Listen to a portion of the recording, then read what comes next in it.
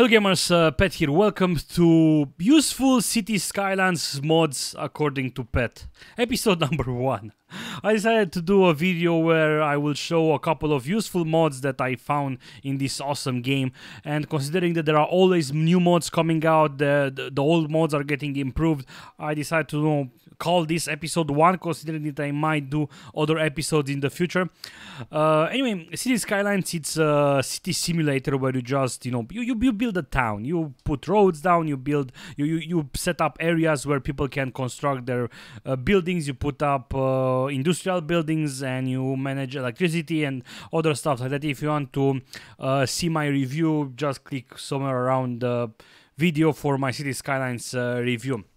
So yeah, what's great about this game, at its core, well, when it came out, it's decent. It has a pretty good structure, but of course I do want to see more improvements to the game. But what's great about this game is that this game is supporting mods. You can install awesome tools that enhance your experience. You can even install different maps created by other players and even different buildings. So just by installing a couple of buildings and a couple of mods, bam, you enhance your experience, which is great. It's not even full priced. It's 28 euros, so it's not like 50 or 60 euros. So let's start with the first mod in no particular order. Chirpy exterminator. Man, I hate that chirpy. So chirpy, or however it's called. It always goes there. It's bugging me. It has no purpose. So I decided to just kill the chirpy altogether. So good mod, good mod. Moving on, disable clouds. You see, when you zoom out, you see this filter that's supposed to simulate clouds. It's not really adding anything to the game. I prefer to not see clouds because I do want to see my city better. So this is a small enhancement. So I'm grateful that this mod exists. A large water pumping station.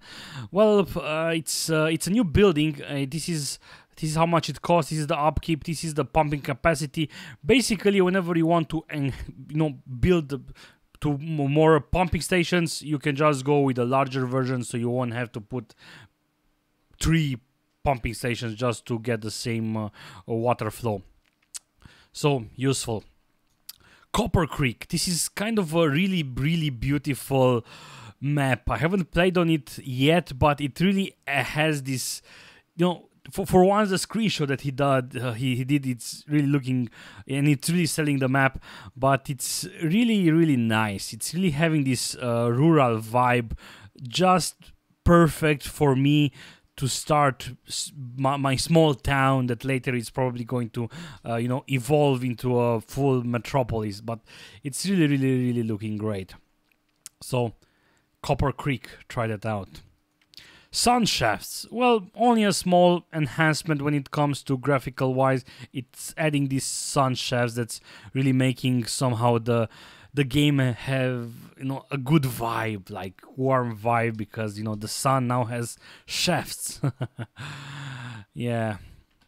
Moving on, extended building information. Now you can just click a building and you will get more info about that building. So a small mod, but useful altogether, just so you can enhance your experience.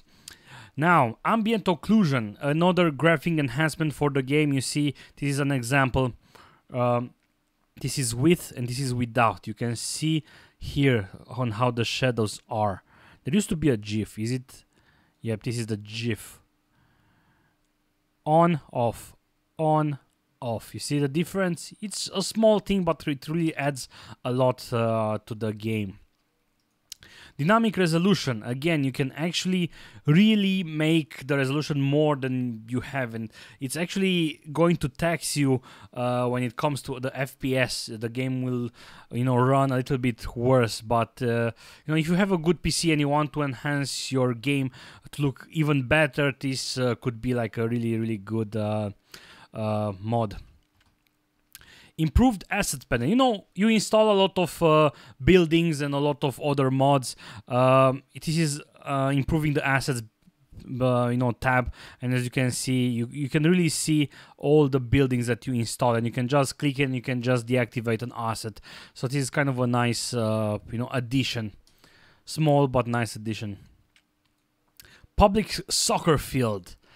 this is really looking. I remember seeing this one on a stream to some dude, and it really added like something to the game when I looked at, hey, like a soccer field, which is no football field, not soccer field, but it really looks good overall when you just put it down, and you see it's going to cost 800. It's going to have a maintenance cost, but so it's an actual park and not just an asset that does nothing. People will actually come and play games at the soccer field. If I remember correctly, I'm not sure, but I remember seeing some small dudes on the field doing stuff. So anyway, another great asset. Now, traffic report tool. There are a lot of, some people say that City Skylines is more of a traffic management game where you just need to see exactly how you build the roads and so on, which is true in a way. This tool will allow you to manage your traffic better. You will be able to see a lot of, if I remember correctly, you will be able to select build vehicle, and you'll be able to see exactly where it goes. I might be confusing with another one, another traffic tool that you will see later. There are a couple of really good traffic tools out there. Extended public transport UI. It's going to improve the UI of the transport system. It's going to make it better. You see more tabs. You'll be able to see the bus line, and you will be able to see exactly the colors of the bus line.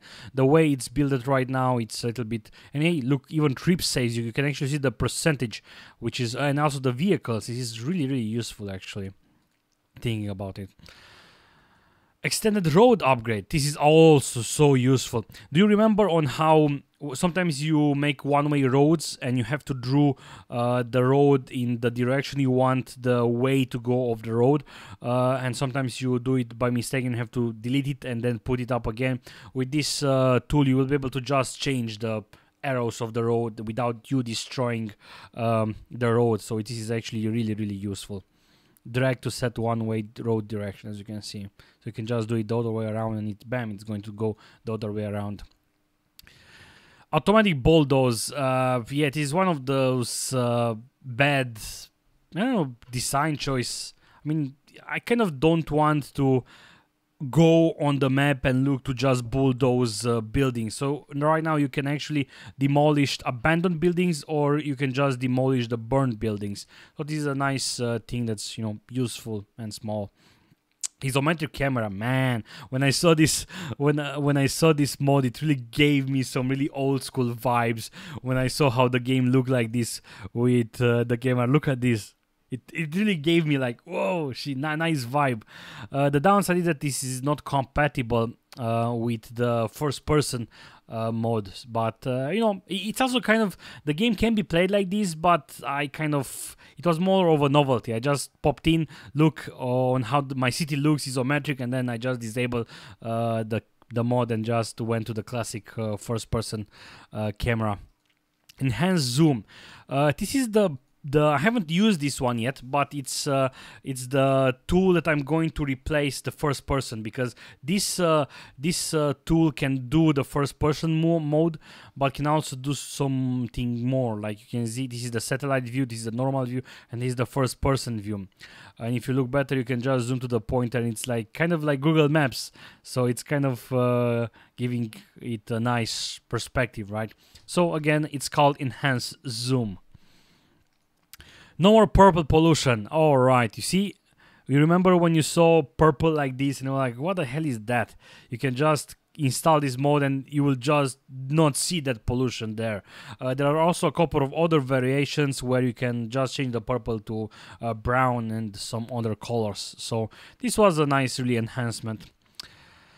Recycling center, another building that costs 45k, and this is the upkeep, and basically it's just going to get rid of the garbage, which is kind of strange that this building like this doesn't already exist into the game, considering that it's made by Finnish people, Nordic people who are always about recycling and other stuff like that. So also another useful mod. And the last one, Traffic Manager, which is the tool that I haven't used yet. But from what I've read here, you can actually add and remove traffic lights. Out of the times I, doing roads and I saw the intersections, and I was like, I kind of don't want some semaphores or traffic lights there. So why are they there? They're just sitting there and not really doing anything. With this tool you can actually disable traffic lights, and how do you get the crosswalkings, and see add and remove crosswalking. So it is kind of a really useful mod. I'm really let's actually click subscribe because I do want this. So this is kind of it for this first episode. I haven't recorded in about 1 month, so my words are not really coming back into my mouth clearly as I want. I will maybe do an episode like this every couple of months, depending when I see a useful mod for this game, because hey, this game is actually great and you should actually try it out. So thank you guys for watching this video. See you soon. Goodbye.